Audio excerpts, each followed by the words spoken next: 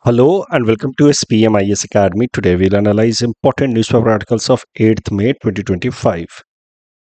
Please note you can download the PDF version of today's newspaper analysis by clicking the link given in the comment section. This is the list of the topics that we'll be covering from today's newspaper. The first topic is about Operation Sindoor. This topic is important from our syllabus GS Paper 2 International Relations point of view. GS paper 3 internal security से भी relate करके इस topic को देख सकते हैं। Operation सिंदूर के बारे में तो अभी तक आपको पता चल ही गया होगा। It was India's response in retaliation to Pahalgam terror attack supported by Pakistan. तो जो 22 अप्रैल को हमारे देश में पहलगाम टेरर अटैक हुआ, उसके जवाब में हमने पाकिस्तान के जो सेलेक्टिव टेररिस्ट साइट से हैं उनके ऊपर हमने ये स्ट्राइक किया operation Sindoor. 9 terrorist infrastructure sites have been targeted under Operation Sindoor. Some of them were in Pakistan, while some of the sites were in Pakistan occupied Kashmir. यहाँ पे ये नाम है 9 साइट्स के, एक बार बस पढ़ लीजिए, बाकी इतना डिटेल में याद रखने की जरूरत नहीं है। Some of them were in PoK, वो भी याद रखना है, लेकिन साथ ही साथ पाकिस्तान के कुछ एरियाज में भी जो टेरर रीजन है या टेररिस्ट फैसिलिटीज हैं वहाँ पे ये ऑपरेशन सिंदूर के अंतर्गत कोऑर्डिनेटेड स्ट्राइक किया है Indian army, navy and air force ने। लेकिन इस बार जो भी स्ट्राइक की गई है वो पूरा इंडियन टेरिटरी में रहते हुए स्ट्राइक की गई है। नाम जो चुना गया operation Sindoor, that has been a tribute to the victims, particularly widows of Pahalgam attack. उनका सिंदूर छीना गया है और उसी कॉन्टेक्स्ट में यह नाम चुना गया इस ऑपरेशन का, ऑपरेशन सिंदूर। इस आर्म्ड फोर्सेस कोऑर्डिनेटेड अटैक या स्ट्राइक के अंतर्गत जो टेररिस्ट फैसिलिटीज हैं of several terror groups like जैसे मोहम्मद, लश्कर तोयबा, हिजबुल मुजाहिदीन, इनके ऊपर अटैक किया गया है। दो नाम आपको प्रीलिम्स पर्सपेक्टिव से याद रखना है, colonel Sofia Qureshi and wing commander Vyomika Singh. ये दोनों विमेन ऑफिसर्स ने फिर सारी की सारी जो ऑफिशियल स्टोरी है इंडिया की विथ रिस्पेक्ट टू ऑपरेशन सिंदूर उसको नरेट किया। तो ये दोनों नाम आपको प्रीलिम्स पर्सपेक्टिव से याद रखना है, हो सकता है सीधा सीधा आपसे पूछ लिया जाए। क्या क्या वेपन्स यूज किए गए इस ऑपरेशन के अंतर्गत, तो फिर से ध्यान रहे कि the government has not publicly revealed the name of the weapons that have been used, but Indian Express में या द हिंदू में बताया गया है कि the likely weapons that were used in this particular mission वो है शायद से SCALP cruise missile, HAMMER precision guided bomb and loitering munitions. तीनों का क्या क्या काम है वो जरा समझ लेते हैं। न्यूज में है तो हो सकता है पूछ ले आपसे। Scalp missile, it's a cruise missile.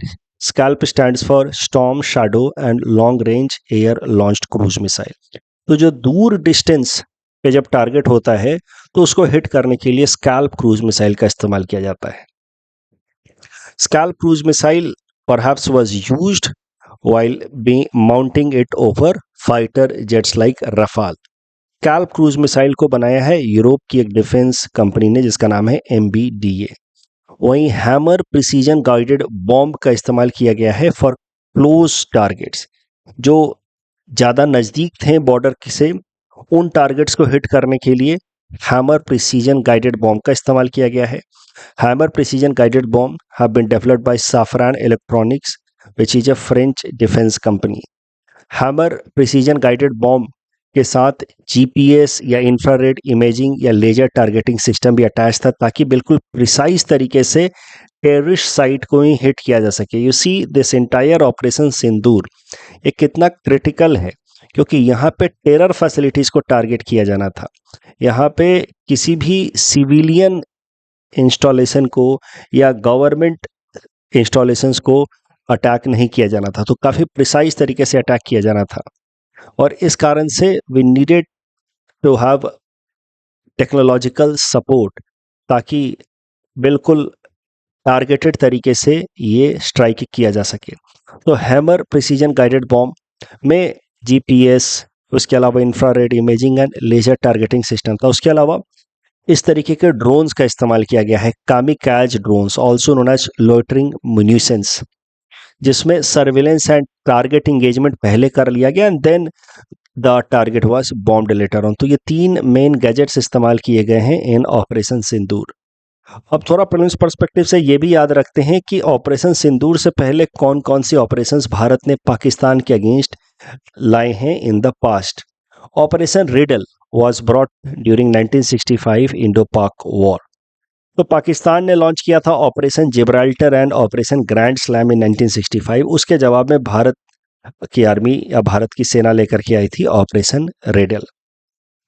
फिर operation ablaze again in 1965 Indo Pak war. It was a kind of preemptive strike. Preemptive strike कब किया जाता है? जब आपको लगता है कि आर्मी, जो एनिमी की आर्मी है, वो मोबिलाइजेशन कर रही है and it is perhaps planning to attack you. उस केस में इसके पहले कि एनिमी आर्मी आपके ऊपर अटैक करे, आप प्रीएम्प्टिव स्ट्राइक करके उसके प्लानिंग को पहले ही डिस्ट्रॉय कर देते हैं। तो इस तरीके की कुछ मोबिलाइजेशन चल रही थी पाकिस्तानी आर्मी की, और उस मोबिलाइजेशन के बाद जो पॉसिबल अटैक होता भारत में, उसको प्रीएम्प्ट करने के लिए, ख़त्म करने के लिए भारत की सेना ने ऑपरेशन अब्लेज कंडक्ट किया था। That was a preemptive mobilisation. Prelims perspective से जो सबसे इंपॉर्टेंट है अपार्ट फ्रॉम ऑपरेशन सिंदूर, वो है ऑपरेशन कैक्टस लिली। इन 1971 इंडो पाक वॉर के दौरान ऑपरेशन लॉन्च किया गया था। उस टाइम में हमारे जो ग्राउंड फोर्सेस थे, जो ईस्ट पाकिस्तान में इंटर कर रहे थे in order to free it as an independent country Bangladesh, तो उनके लिए बड़ा जरूरी था मेघना रिवर को क्रॉस करना। अब मेघना रिवर को क्रॉस करने के लिए बीच में उनको बहुत सारा लार्ज स्केल पे पाकिस्तानी आर्मी को फेस कर रहा था। तो पाकिस्तानी आर्मी को क्लियर करने के लिए, वहां से हटाने के लिए, फिर ऑपरेशन कैक्टस लिली लॉन्च किया इंडियन एयर फोर्स ने in coordination with Indian army, जिसमें एयर असॉल्ट ऑपरेशंस किए गए ताकि पाकिस्तानी आर्मी को रिपेल किया जा सके, so that Indian armed forces could cross मेघना river, which was decisive action in 1971 Indo Pak war. उसके बाद इंडियन आर्मी ने कंट्रोल किया पूरे ईस्ट पाकिस्तान पे। 93,000 प्रिजनर्स ऑफ वॉर बनाए पाकिस्तान के, और फिर बाद में 6 महीने बाद सिमला एग्रीमेंट में इसको एक अलग देश भी कंसीड किया पाकिस्तान ने as Bangladesh. Operation trident and python, these operations were also launched in 1971। जब ईस्टर्न साइड में वॉर चल रहा था, Pakistan had tried to attack on the western front. उसका जवाब देने के लिए ऑपरेशन ट्राइडेंट एंड पाइथन था। ऑपरेशन मेघदूत 1984 में सियाचिन ग्लेशियर, यहाँ पे आप देखिए सियाचिन ग्लेशियर है यूके वाले एरिया में। It is located very strategically. यहाँ पे अगर पाकिस्तानी फोर्सेस इस ग्लेशियर पे अगर अपना पोजीशन इस्टेब्लिश करके बैठ जाते, तो they would get a clear sight over important logistical movement in Jammu and Kashmir region, खासकर नेशनल हाईवे नंबर 1। उसको चाहते तो डिस्ट्रॉय भी कर सकते थे। They could cut India's accessibility, Indian forces की accessibility to remote areas like Leh in Ladakh areas. तो इस कारण से भारत की सरकार कभी नहीं चाहती कि सियाचिन ग्लेशियर पे पाकिस्तानी आर्मी का कब्जा हो। 1983-84 में इंडियन इंटेलिजेंस रिपोर्ट से पता चला कि Pakistan is planning to establish its armed forces over Siachen glacier. इसके पहले कि पाकिस्तानी आर्म्ड फोर्सेज यहाँ पे अपने आप को एस्टैब्लिश कर पाते, India launched operation Meghdoot in order to secure control over Siachen glacier and Saltoro ridge. Operation Vijay and operation Safed Sagar were launch during Kargil war. 2016 में जो सर्जिकल स्ट्राइक किया गया था after Uri terror attack, that was unnamed. And then operation Bandar in 2019 after Pulwama terror attack. तो Balakot air strikes जो हमने किए थे 2019 में, जब पुलवामा के अंदर टेरर अटैक किया था पाकिस्तान ने, जहाँ पे सीआरपीएफ के लगभग 40 जवान मारे गए थे, तो उसके बाद लॉन्च किया गया था ऑपरेशन बंदर। ऑपरेशन कैक्टस लिली से रिलेटेड जो हमने डिस्कशन किया, उसके बेसिस पे सिंपल सा प्रीलिम्स प्रैक्टिस क्वेश्चन है। Please attempt this question and submit the answer in the comment section. ये प्रश्न यूपीएससी ने पूछा था साल 2016 में कि hot pursuit and surgical strikes, these terms are often used in connection with armed actions against terrorist attack, discuss the strategic impact of such action. देखिए, ये साल 2016 में ये प्रश्न आया था क्योंकि उस टाइम में ये दोनों टर्म्स खूब न्यूज में थे। हॉट परसूट क्या होता है? जब बड़ा ही लिमिटेड एरिया में किसी इंसर्जेंट ग्रुप के ऊपर हमारे आर्म्ड फोर्सेस अटैक करते हैं with the goal of eliminating them, उसको कहा जाता है हॉट परसूट। तो 2015 में, जून 2015 में ऑपरेशन हॉट परसूट लॉन्च किया गया था against NSCN Khaplang group on India Myanmar border. अगर आपने फिल्म देखी है उरी, विकी कौशल वाली, तो फिल्म की शुरुआत ही यहाँ से होती है। वो दिखाता है जो ऑपरेशन स्टार्टिंग में इंडिया म्यांमार बॉर्डर पे, वो ऑपरेशन हॉट परसूट ही होता है। उसके बाद विकी कौशल को काफ़ी टाइम तक दिल्ली में रख दिया जाता है ऑफिस वर्क के लिए, and then about 1 year later वो फिर वो पोस्ट उरी, उरी अटैक होता है जून में, और उसके बाद उरी उरी अटैक के बाद फिर जो सर्जिकल स्ट्राइक्स किए गए उसको दिखाया गया उस फिल्म में। तो उस फिल्म में ये हॉट परसूट भी दिखाया गया है, एंड उरी जो टेरर अटैक हुआ था उसके बाद जो सर्जिकल स्ट्राइक किया गया उसमें उसको भी दिखाया गया। तो Vicky Kaushal was part of both that. I hope you are able to recall that film. जो फिल्म जहाँ से शुरुआत होती है वो था ऑपरेशन हॉट परसूट। तो हॉट परसूट का अपना रोल होता है। हॉट परसूट में बेसिकली किसी इंसर्जेंट ग्रुप को एलिमिनेट करने के लिए किया जाता है।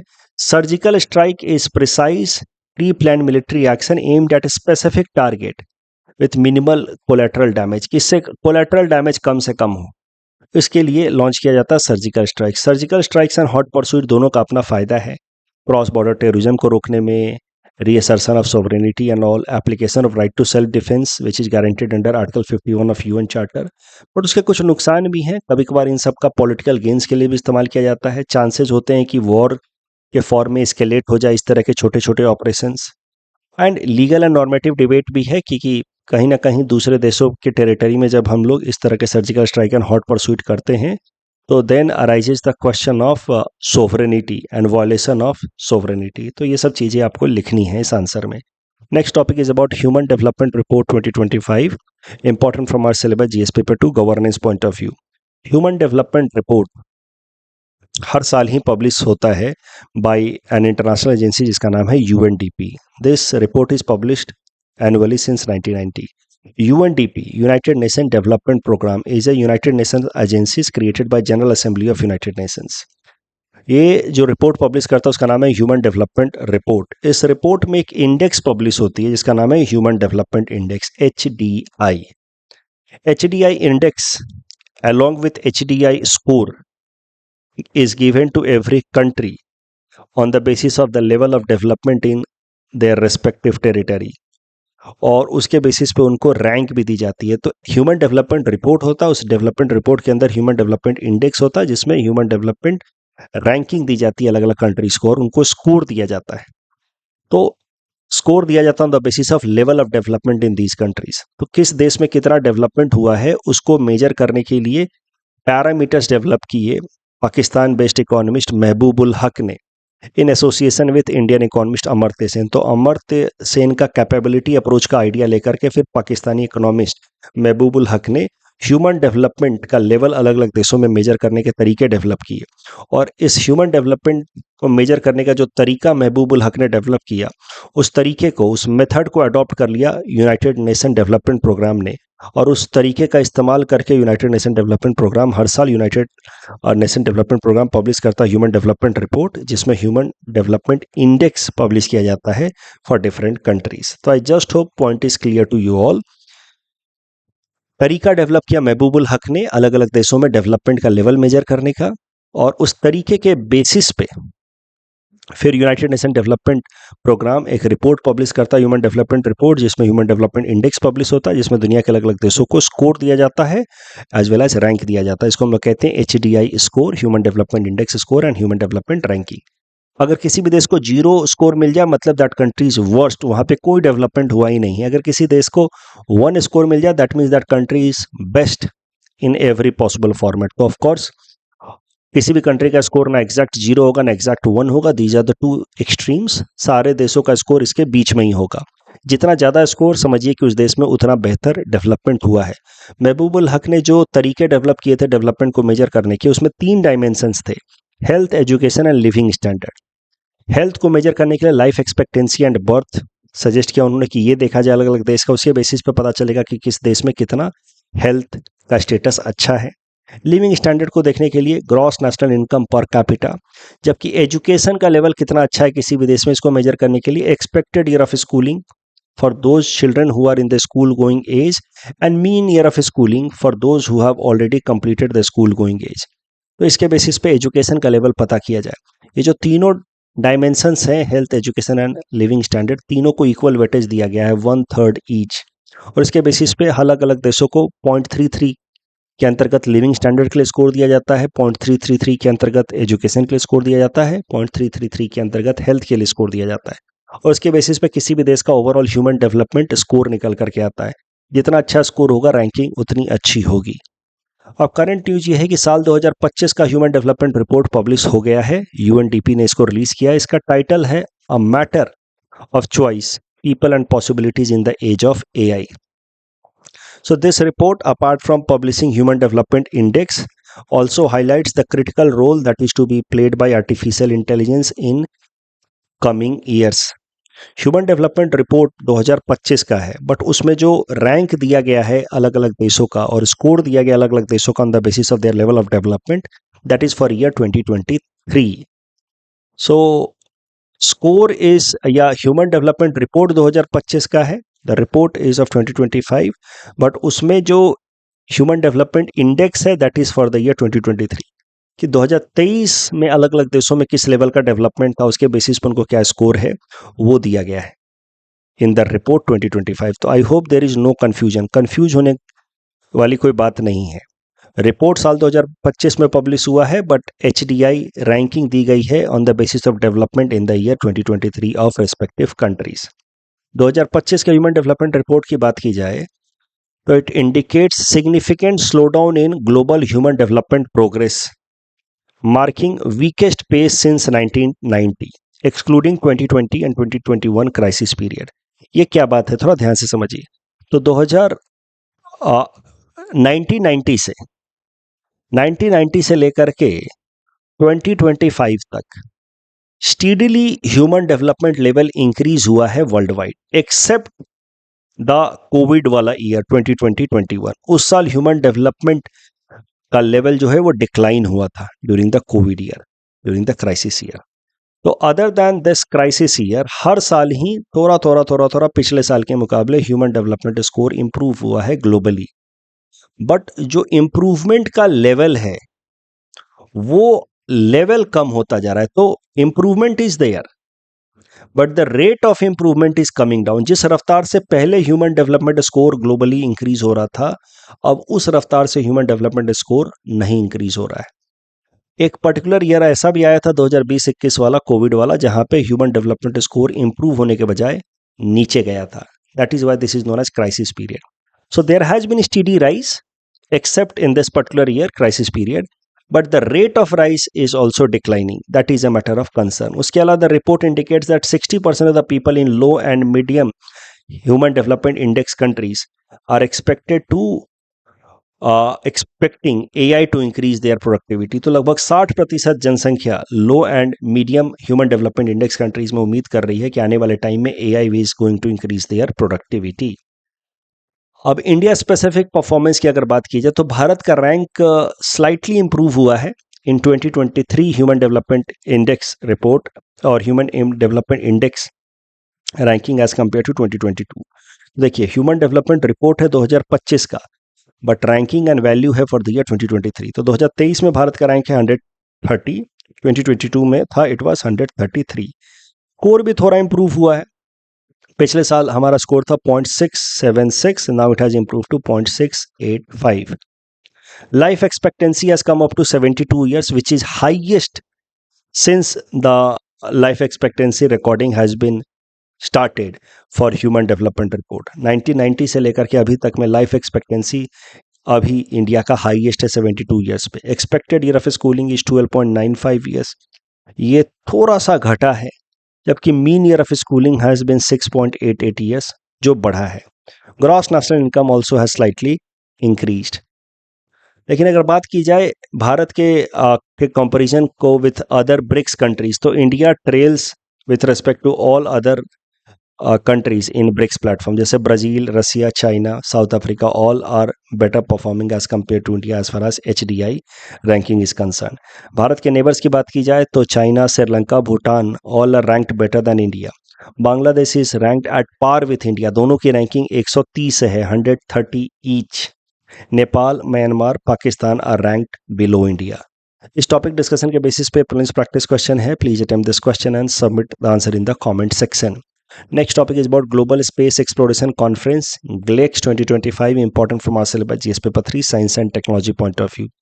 Global Space Exploration Conference new Delhi में कराई गई है, important from prelims exam point of view. And the theme of this Global Space Exploration Conference that has been conducted recently in New Delhi is Reaching New World, a Space Exploration Renaissance. The purpose of this Space Exploration Conference was to establish an international platform for discussing future of space exploration. ये जो GLEX 2025 है, it has been jointly organized by International Astronomical Federation, ISRO जो हमारे देश की space agency, and astronautical society of India. PT perspective से याद रखना है आपको। अब ये जो GLEX 2025 हुआ है, उसको एड्रेस किया है हमारे प्रधानमंत्री नरेंद्र मोदी जी ने, जहां पे उन्होंने एम्फेसाइज किया है इंडिया के स्पेस प्रोग्राम के ऊपर।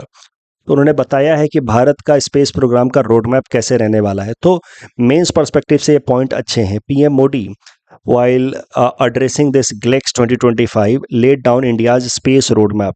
उन्होंने कहा कि 2025 में India will send astronaut Shubhanshu Shukla on 14-day joint ISRO NASA mission to international space station under mission जिसका नाम है Axiom 4 mission. By 2035 India will have its own international space station जिसका नाम होगा Bharatiya Antariksh station. By 2040, Indian astronauts will set foot on Moon, Mars and Venus as part of India's ISRO's future planetary exploration agenda. उसके अलावा PM Modi ने highlight किया कि कैसे space sector plays a key role in diplomacy. International relations में ये point अच्छे रहेंगे, ध्यान दीजिए कि स्पेस सेक्टर में डेवलपमेंट डिप्लोमेसी में रोल कैसे प्ले करता है। तो उन्होंने कहा कि सार्क कंट्रीज के लिए, except for Pakistan, other South Asian countries के लिए भारत ने लॉन्च किया था एक satellite GSAT-9 which increased India's connectivity या coordination with South Asian countries except Pakistan.